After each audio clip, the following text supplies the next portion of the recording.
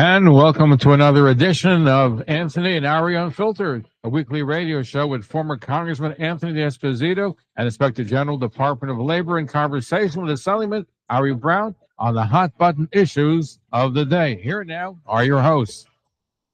Thanks, Seth. Strange times we're in right now, but expected. Great for Long Island. The election went well, but unfortunately, Virginia and New Jersey didn't go as we hoped, and certainly not in New York City. Congressman, what do you make of this election? Well, I mean, we got a lot to break down here. So less than 48 hours ago, right? So Tuesday night, we saw election polls close throughout the United States of America. So the key races that I think Washington and the White House and others were looking at, trying to figure out, could they be a look into the future for 2026? You had New Jersey, where Jack Ciattarelli was running against, and then you have in Virginia, and then obviously the New York City mayor's race. And over the last couple of days, I've heard over and over again. I mean, even Hakeem Jeffries. I mean, I don't think there are many people more disconnected from reality of the people that he serves than Hakeem Jeffries. But he puts out this tweet that basically says something to the effect of big wins, Tuesday, the Democratic Party is back. I want to remind everyone that as much as the mainstream media is trying to portray this as some sort of terrible night for Republicans. Now, granted, anytime you don't win, it's not great. But let's look at the two states. First of all, Virginia is a blue state that we weren't supposed to win anyway. And New Jersey also. And we didn't win. And New Jersey is the same. Has it moved to the purple? Yes, but it's still bluish purple. And the fact is that President Trump has closed the gap.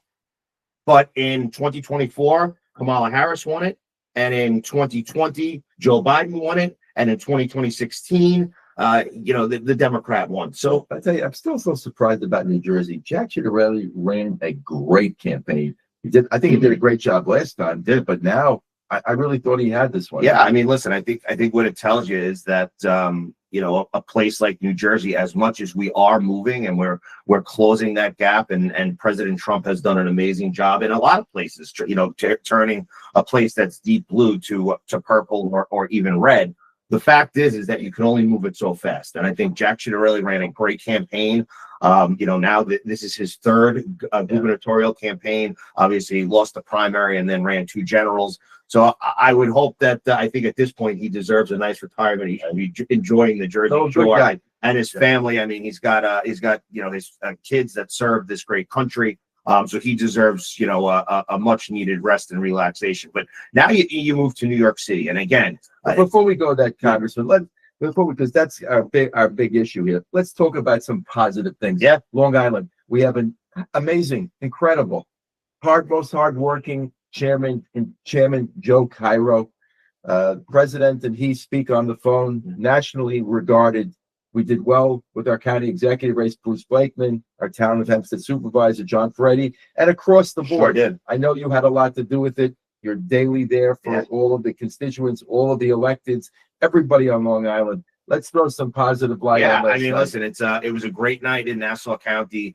It's funny. I was just sending a message on the way here to my local committee, and a lot of them, thank God, they're young people. And your committee, I've never seen a committee like the Congressman has.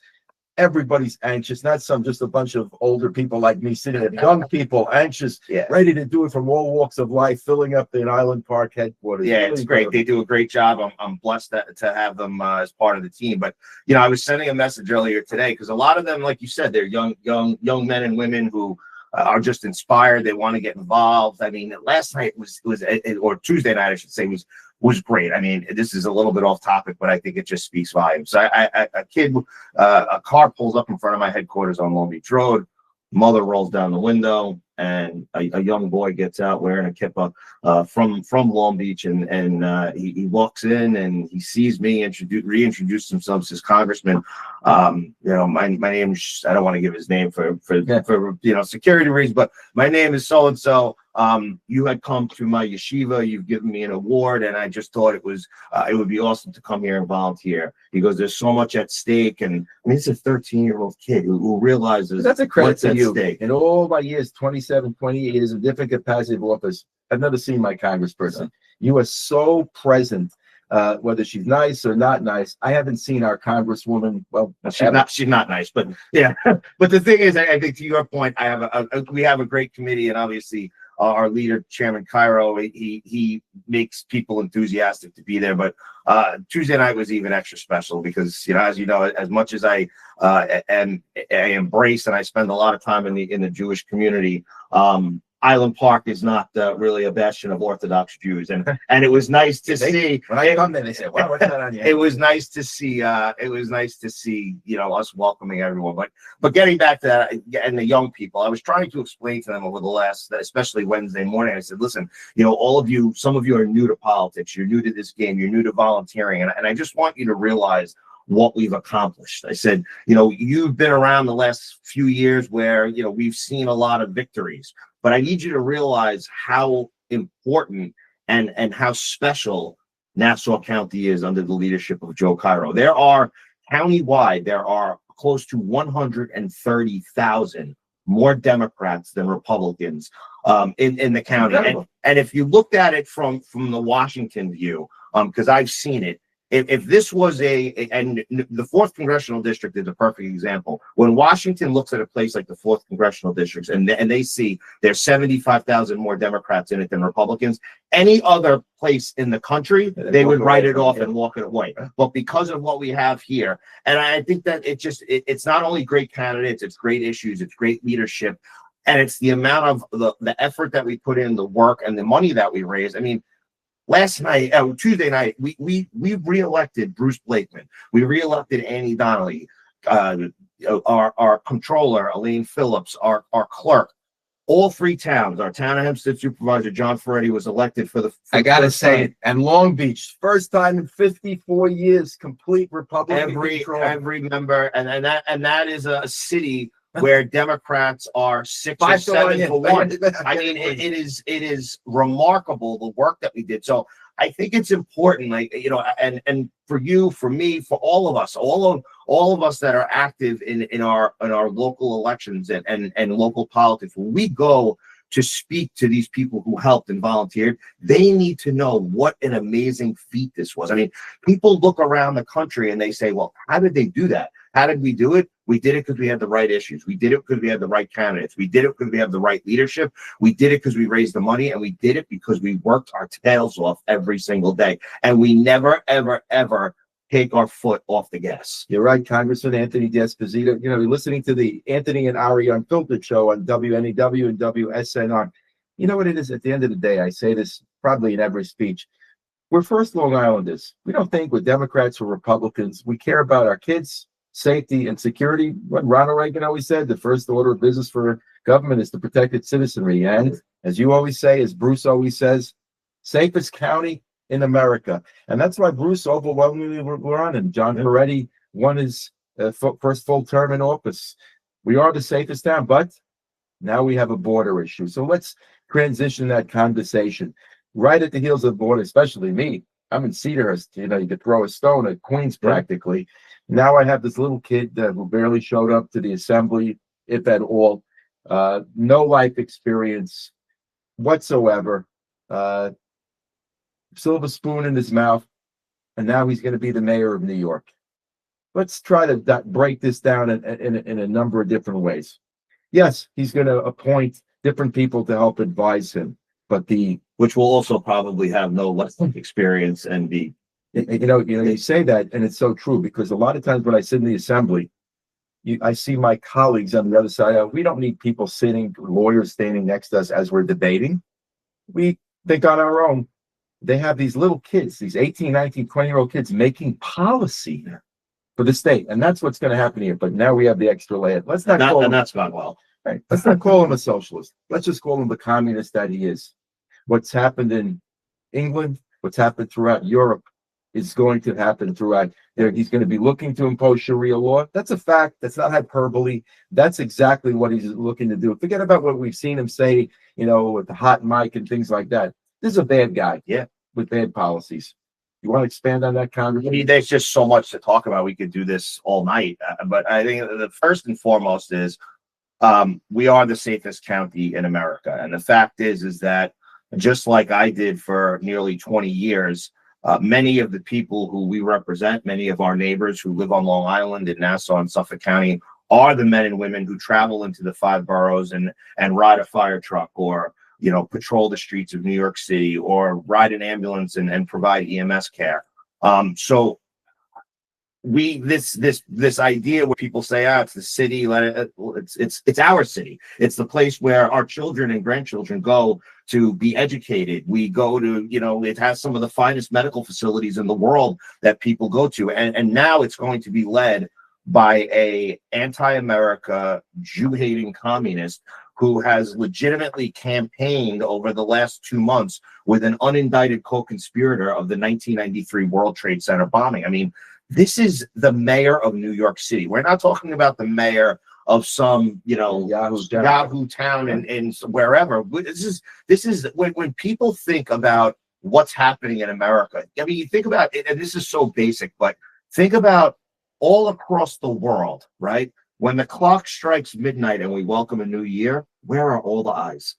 All the eyes are on the city of New York, and we've allowed the Democrats to crown their new prince in Zoran Mandani. And I think what something else that we need to talk about, and all of our listeners, this is a conversation that when you think about, let's start having conversations around the dinner table, around the water cooler, when we're at our kids' games. I mean, think about the hypocrisy of the Democrats, right? When you and I and others started, stomping our feet and talking about cashless bail and what was going to happen in New York City, and we talked about New York City issues, what did the Democrats say?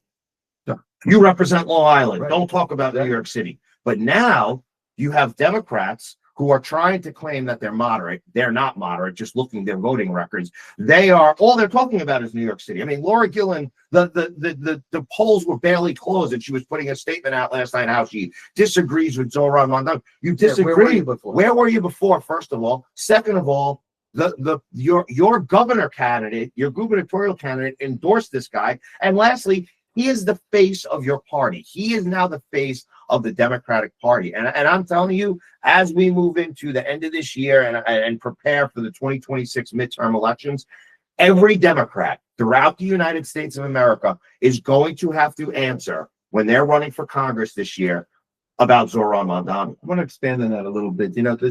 People are trying to make themselves feel a little better by saying, well, they'll be out in migration, they're going to lose congressional seats.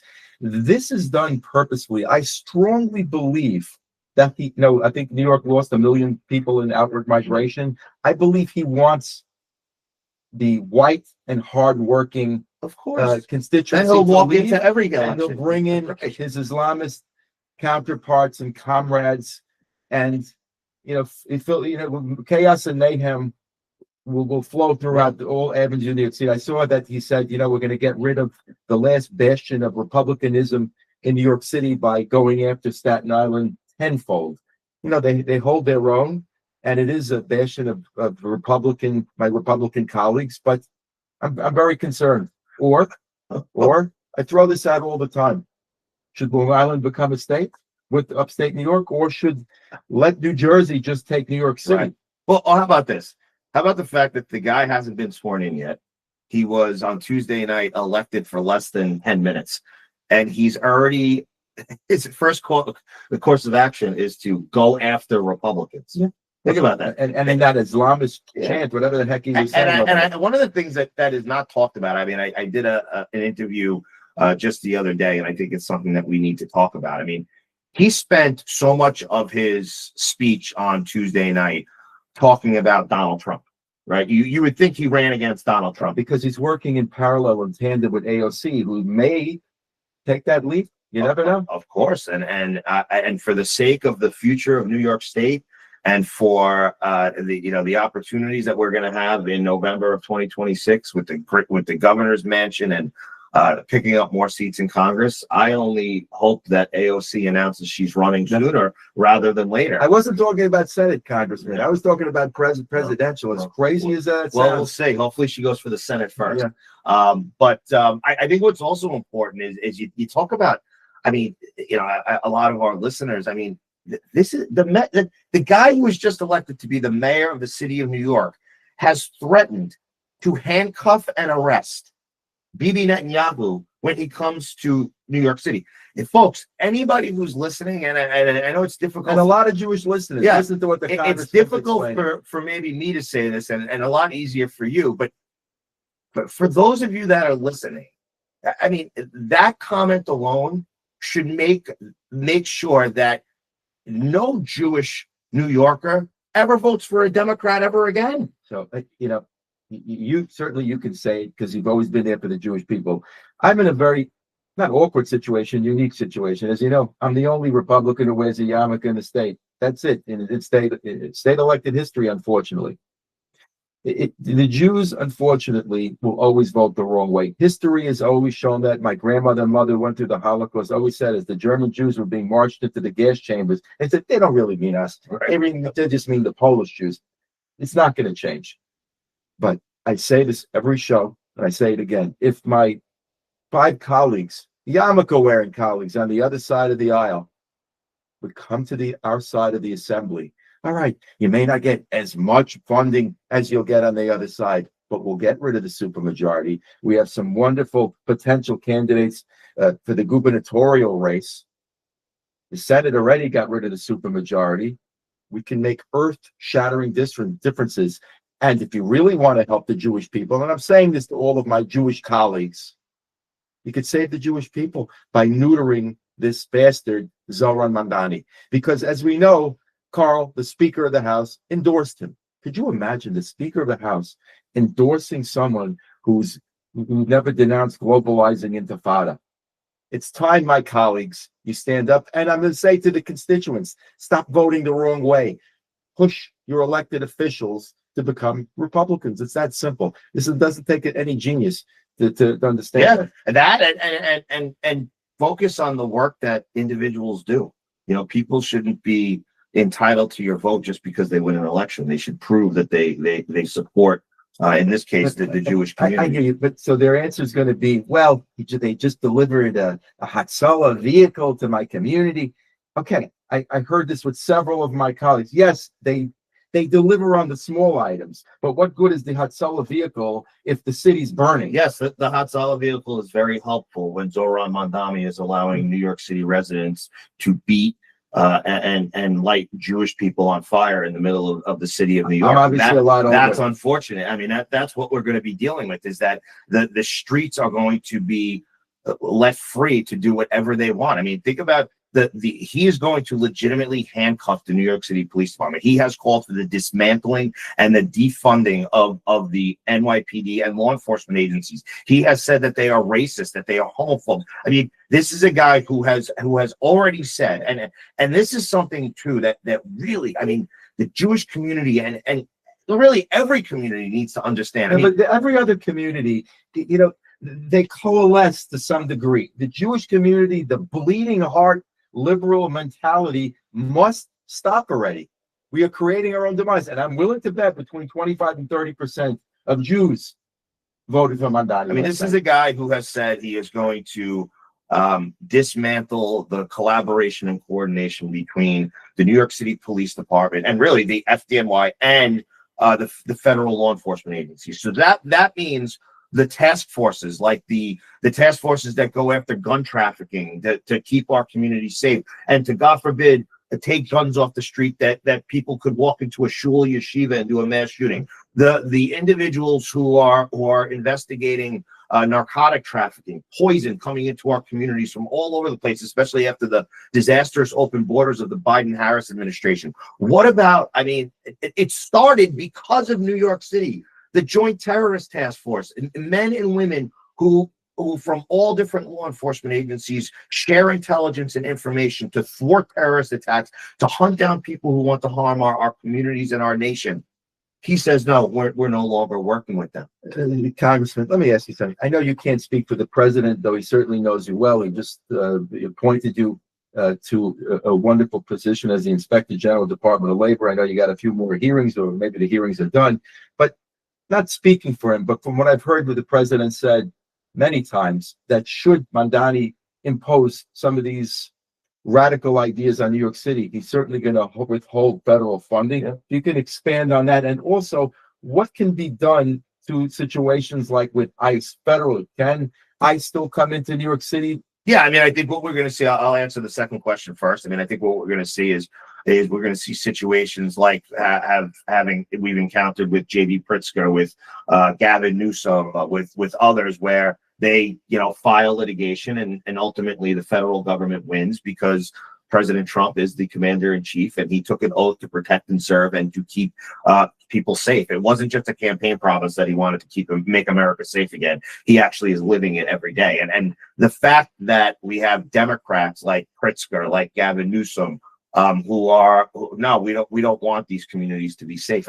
Well, it's like we really are an upside down world. It's just you can't explain it. I mean, look what happened in our nation's capital. People visited our nation's capital. I mean, we had staffers that were brutally beaten. I mean, we had a staffer that was shot in the head in just a block away from the Capitol building. And when President Trump came in, he said, "That's it. I've had enough. I'm turning the nation's capital back over to the people of this nation." And even the mayor of DC, who at first was all against it, has now embraced it because she realizes that, wow, the people that live here, the people that visit here, the people who invest in our economy and keep our economic engine moving, they want to be safe. So I think that when it comes to that, we're gonna see President Trump do what he does best, and that's keep and make America safe. And also, one of the things, and I've said this before, and I will continue to say it, and this has nothing to do with being a Republican, a Democrat.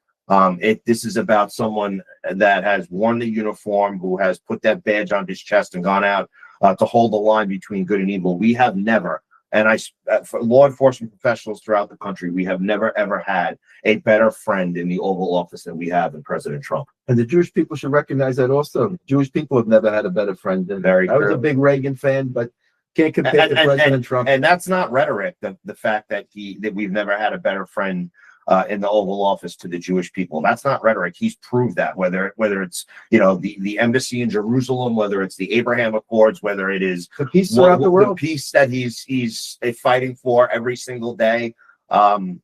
President Trump has not just talked about it; he's shown up and shown it. There's a different component here that's a little different than you'll see in Virginia and other places, whether it's San Francisco, Baltimore, Chicago. Letitia James. Before we left the last session, they passed a bill. A bill was proposed, and the governor signed it, that $10 million would be allocated. They didn't say her name by name, for legal defense. So in other words, the Assembly and the Senate passed a law that should she be attacked by President Trump, then she'll get a $10 million. Right. That the residents of New York have to foot the bill. You see what's going on in San Francisco and Baltimore and everywhere like that. But what goes on in New York, where the Speaker of the House is working, the Speaker, Carl Hastie, is working in tandem with people like Letitia James and Zoran Mandani, the workaround, by the time it gets to the Supreme Court, the city will literally burn. Mm-hmm. And it's going to go through every court, and by the time the Supreme Court hears it, it'll be already the next election cycle. Yeah, I mean, thankfully, I think that we have a president who is full of action and he moves quickly. And I think that he's willing to take those chances and deal with the litigation. He said he would even arrest. I know he likes to say things like that, and I happen to love everything that he says. Arrest the guy should he get out of hand. I'd really like to see something like that. Listen, I think especially coming from Tish and other Democrats recently. I mean, we've talked about the weaponization of the justice system, and nobody has been a bigger victim to that than President Trump and his family. I mean, by the person that's accusing him of doing trying to destroy his businesses, trying to destroy his livelihood, trying to destroy everything that President Trump believes in and is about. But you just made a good point about Speaker Hastie and the Democrats in the Senate and the Assembly, and obviously ultimately the governor who signs it into law. I mean, if you ask me, that providing legal fees to someone to defend themselves, quote, if they are attacked, I mean, what she's being. It's like the preemptive pardons Biden gave to his whole family. Yeah, I mean, the before only, they the were only accused of difference is anything. it's not on an auto pen. But I mean, the idea that the people of the state of New York who are, we are just in utter debt. I mean, our budget is bloated year after year because of the ridiculous spending, whether it's on migrants, whether it's $250 on billion, whether it's on $250 billion there. yeah, whether it's on free crap or whatever it is. But I mean, when you talk about weaponization, if you ask me, like, forget the weaponization of the justice system for the second.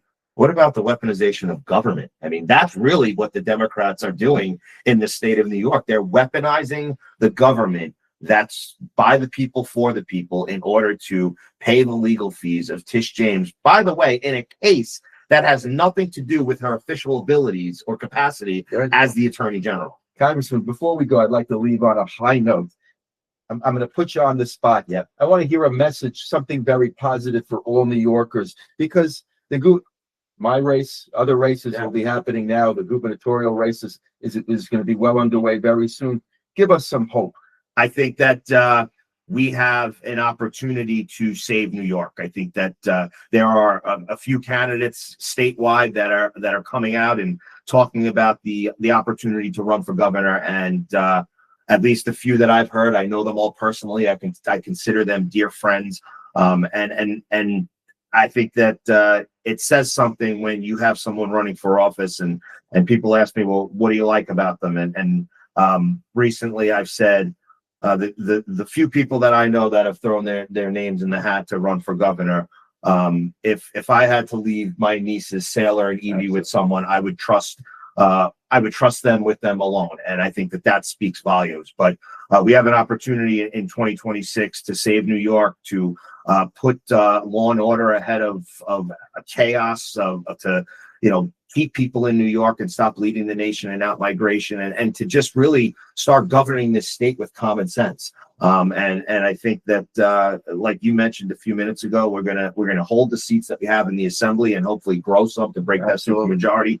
I think that if we have strong top of the ticket, we could even pick up some seats in the Senate, and maybe even either get closer or who knows, maybe we get a majority. And I think we're going to see a repeat of what we saw in 2022, where we're going to have just enthusiasm and fire in the belly of Republicans, and more importantly, we are going to see the fire in the belly from unaffiliated voters who just want to see a state that's run with common sense. And in the process, we will pick up the seats that we lost in 2024 in Congress, and I believe the state of New York will give Speaker Johnson and President Trump an even larger majority heading into 2027.